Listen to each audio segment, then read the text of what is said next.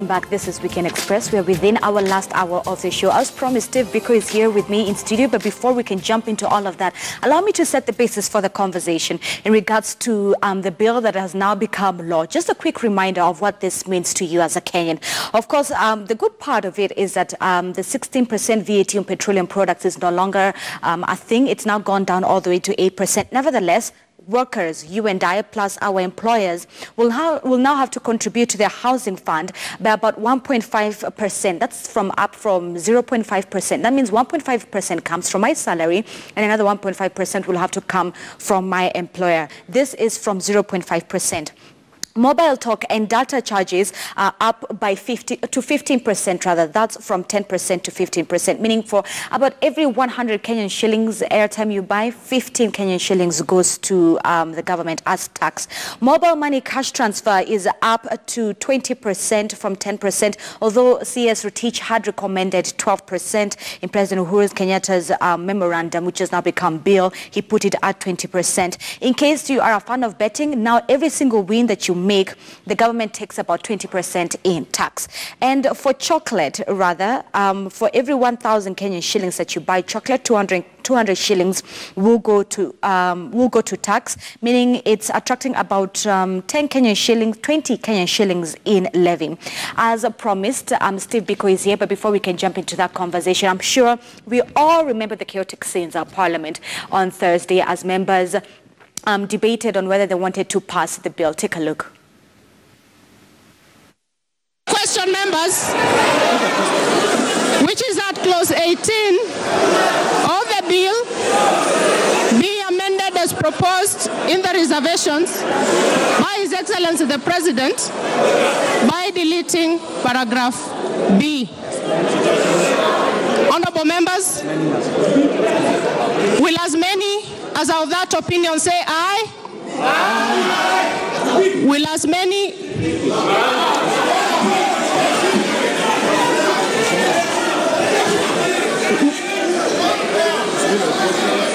Will as many as of a contrary opinion say nay?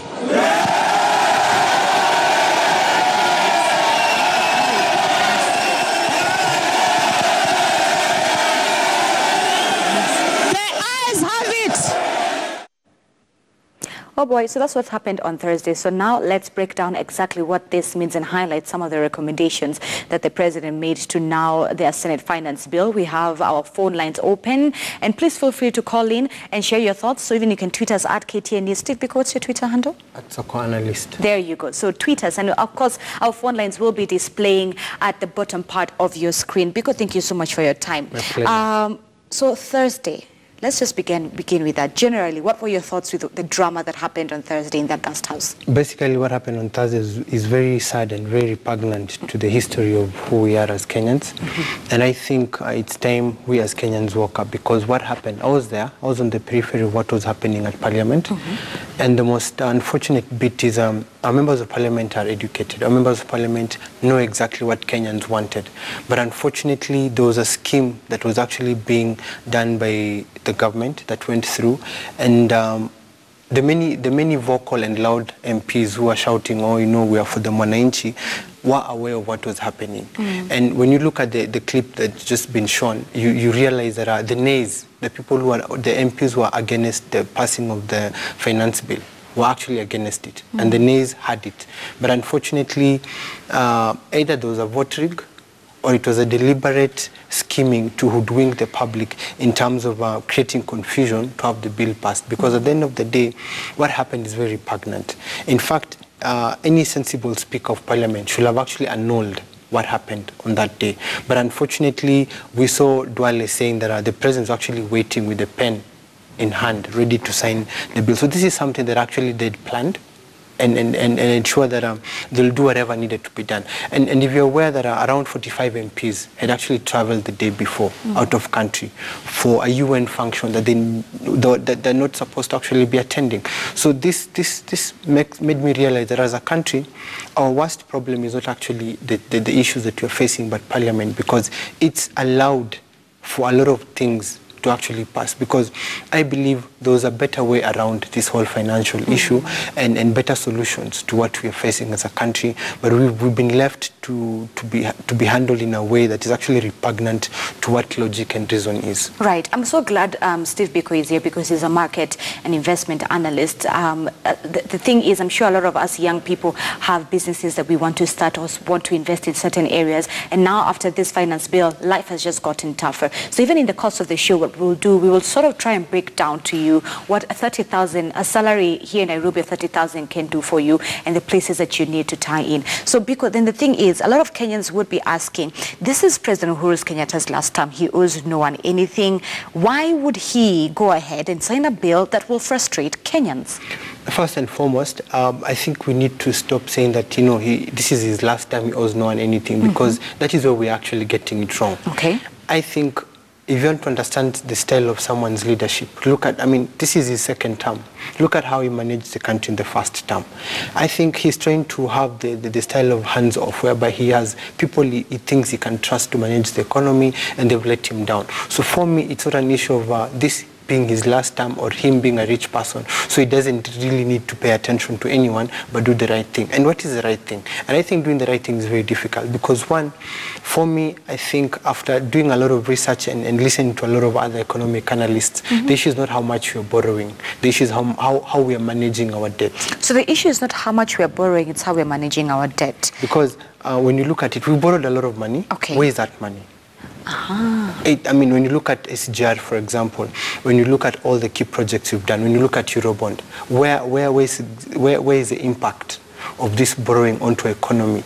Ask anyone in Nairobi or across the country how their lives have been for the last 5 years and how they are right now. Things are getting worse. So the impact of our borrowing to economy is actually negligent or insignificant, to put it that way. Because at the end of the day, we are borrowing a lot of money at very high interest rate, that when the money is being misappropriated, and the people who are actually in charge of this, the National Treasury, are not accountable, and they're not being accountable, and they're not actually, in terms of policy making, they're coming up with projects that are actually redundant. Okay, so what do you say to people who then argue that all of this is going into projects? This is the price as Kenyans we have to pay for development from the SGR and etc. And that's why I say the issue is not how much you're borrowing, but the issue is mismanagement of the funds. Because if we say that all the money is going to projects, SGR, for example, for me, SGR is a white elephant. It's a redundant project. One, it's making losses. It's being subsidized, where we're spending at least $1 billion a day to actually keep it running, which that $1 billion a day is coming out of our pocket. And we've seen that even the SGR itself is being mismanaged, because the money that's supposed to be coming out of SGR cannot be accounted for. I think first quarter, we saw that I think 3.1 billion was not accounted for. So we're looking at a heavy project where a lot of our forex reserve has gone in terms of importing the needed raw materials to build it up, and we cannot see the impact of it. We've seen the issue about human resource management around the SGR, the Kenyans complaining that they're being harassed. The racist comments have racist comments around it. Right. So at the end of the day, that is a project that's actually gone to the dogs. Secondly, we've spent 7.5 billion on the Galana irrigation scheme, where we only got maize worth 35 million out of it. So you're spending 7 billion to make returns of 35 million. And even a class 1 pupil can be able to tell you that this is not making business sense. We're looking at projects that are actually not working. We're looking at NYS, for example.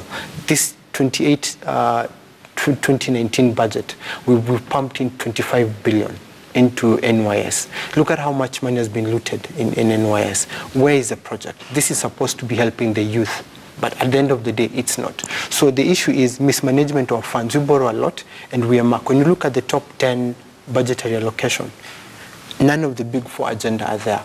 Agriculture, manufacturing, trade, and tourism. Right.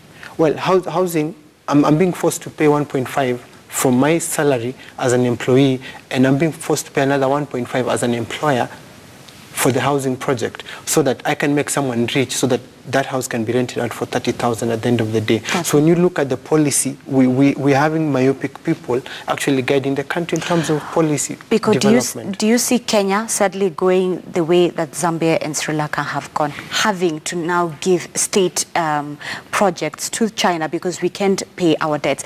And if that's not the case, our children and our children's children will then have to pay for this, and they will blame this generation for the choices we are making now. I think what we need to do is be able to connect the dots. I don't think we are where Zambia is right now, but we're certainly on the same path. The Mombasa port was actually used as collateral for the SGR. And if I'm not wrong, if you look at, if all the media, especially Standard, can do investigative journalism to look at how many Chinese companies have been able to be given key tenders at JKIA, at the Mombasa port, and key infrastructure projects, you'll realize that all of these are being controlled by the Chinese. So we've been able to give our key assets as collateral for the loans we're getting. Right. You get. And at this point, we've seen that we're not able to pay the loans. If you look at what the National Treasury has actually been up to, all our debts, they're actually trying to restructure them, ask for longer payment of period of time, and the rates actually going higher.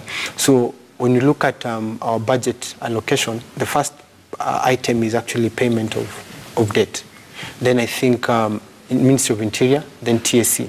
And this is actually very wrong, because at the end of the day, mismanagement of the funds we are borrowing. And I've seen talk about, oh, you know, we don't have to pay the Chinese debt because, you know, maybe the terms and conditions are not legally correct. Right. And this is the issue. We don't know the terms and conditions of these loans. Personally, I've been looking for the terms that we got for the SGR, for example, or for all the tenders that the Chinese are actually doing, the JKA development, the Mombasa port development. And all this has been done in secrecy. So we cannot really ascertain what are the terms. Maybe we've auctioned the country already and we really don't know. And the other unfortunate bit is, right now, currently, when you look at the money markets, for example, on the stock market and the secondary market, the government bills and treasury bonds, right, people are avoiding investing in them because the returns are low.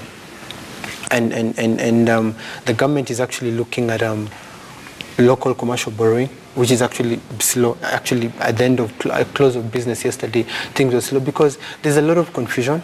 And for me, I think if we were to manage the amount of money we've been able to borrow, this country will be very far. Right. And Biko, how will this then go ahead to affect a lot of the private businesses here in Kenya and investors? Because I saw, was it yesterday, when the announcement was made on Thursday, the newspaper reported that about Safaricom, one of the biggest giants telecoms that we have here in Kenya, lost about 70 billion in terms of value, yes, right? So what effect will this have on the private sector and trying to woo even other investors into the country? For me, and this is why I said earlier on that we have people at National Treasury who do not really know what they're doing. I think there are better people who can manage the economy. We have people like David D. We've got people like William Mohammed who actually understand what's actually happening. For example, when you increase tax for internet to 15%, right, when you increase mobile transactions to 20%, let's take a good example of Mama Mboga. She wakes up at 4 in the morning to borrow money from Safaricom and all these other mobile money loan facilitators so that she can be able to get the money to buy her goods, to be able to sell, so that by 8 in the morning, she's already done that and she's been able to pay back her money. So what you've done is you've basically increased her transactional cost by 20%. Making this very difficult, because at the end of the day, Mama Mboga will make at least maybe, on a very good day, 500 shillings as profit. This is profit. And when she's making this profit, remember the profit, now she has to remove, she has maybe 5, most of them are 5 to 10 loans from different mobile money providers.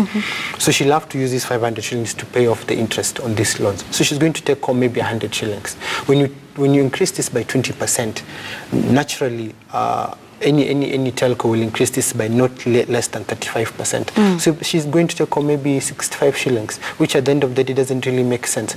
So the ripple effect from the least person of the economy at the bottom of the pyramid, who is the mama mboga, is actually going to be affected by this. So when you raise up the ranks, let's come to an average SME that maybe depends on the internet and mobile money to do its transaction. You've increased its overheads by at least 40%. Wow. This means they're going to fire people to be able to maintain that or reduce salaries at the end of the day, because most of us depend on the internet. Unemployment goes up. So and unemployment rate is actually going to go up by 10%. Right. The last quarter of this year, we're seeing a slowdown in economy, because if you have a tax, people people will pull back in terms of expenditure. And if people are not spending, then you don't have the taxes to collect. So basically you're doing a zero sum in terms of cash flow circulation in the economy, at the end of the day not achieving the intended purpose. Right. So the increase in taxes is actually a wrong move. For me, I believe there were other measures that could have been pushed to be able to see what the government needs, because we need to pay our debts. Or else if we're not be able to pay our debts, then we will be downgraded in terms of rating. And this will mean our value as a financial hub in the region and in the global economy will actually be able to drop. And you will see more worse happenings, because if Safaricom was able to lose 70 billion within 24 hours, now how is it going to be as the beginning of the final quarter begins, and the true effect on the impact? Because M-Pesa has been hit hard with 20% on mobile transactions, and then their internet data, which was actually picking up, where they're getting a lot of money, by 15%. So we're going to see Safaricom looking at ways to increase costs of doing business with them by at least 40% to be able to cushion themselves against this taxation. Right. I read that the World Bank report said about 17 million Kenyans rather, live on about 96 shillings a day. That's less than $1. Yes. Then yet another 18.4 million Kenyans only can spend 156 Kenyan shillings a day. So what other measures would you have as President Uhuru Kenyatta to adopt? First, what we need to understand is how the whole financial passing of the bill is going to affect us. For every 100 shillings you earn effective today, 49 shillings are going to go to the government. So it doesn't matter if you're a billionaire or you're mama mboga. Of the 100 shillings you make today, 49 shillings are going to go to the government. So you're going to be remained with 51 shillings. Now, question is, how does one survive on 51 shillings? Even if you were to scale it up to 1 million, right, the impact is actually going to be very great. For me, one of the things that I will have recommended the president do is reduce government expenditure. That is one. We're looking at a government talking about austerity measures, and they're buying new cars every day. Uhuru, I think, has left for you for US, for a UN meeting with over 60 people, all booked into expensive hotels. Why do you need such a heavy delegation? We're looking at the budget for State House, we're looking at the budget for Deputy's Office President, we're looking at the budget for governors, right, whereby they're spending a lot of money on hospitality, for example. These are the things that we need to reduce. For me, I'm looking at redirecting resources to the key issues that push the economy. So redirect money from Ministry of from Defense, redirect money from NYS, redirect money from useless government parastatals that don't really do anything, nuclear energy, for example, into relevant ministries like agriculture, industrialization, and tourism. These key three will create jobs, will enhance our economy, and once we have more money in the economy, then we can be able to tax that. I will also recommend reducing taxation on mobile money and the interest rate, because I mean, and money bank transfer charges, because we need money to flow. When we tax the flow of capital at the end of the day, for example, I'm an entrepreneur in the SME world. If a client is paying me $1 million now, that means at least 20% of that is not going to reach me. And if I'm going to pay someone else, 20% is not going to get to them. So that we're looking at 40% off. Right. So if we were supposed to tax value of money when a deal has been done, but we're taxing flow of capital, which is actually wrong. So we're going to see reduced flow of capital at the end of the day, which will mean a lot of youth, the service industry is actually going to be affected greatly. We don't have enough capital investment in the agriculture and agro-processing, same to manufacturing, and same to tourism.